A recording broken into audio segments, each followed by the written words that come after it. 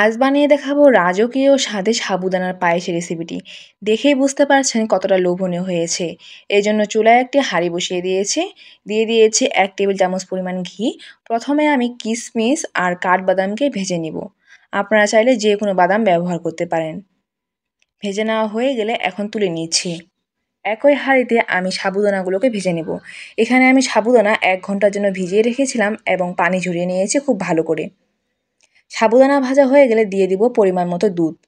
দুধকে আমি আগে থেকে জাল করে ঘন করে নিয়েছি।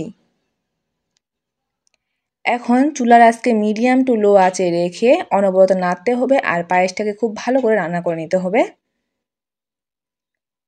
পায়েস রান্না করার সময় কিন্তু চুলার কাছেই দাঁড়িয়ে থাকতে হবে এবং অনবরত নাড়তে হবে। এতে করে পায়েসটা দলা পেকে যাবে না।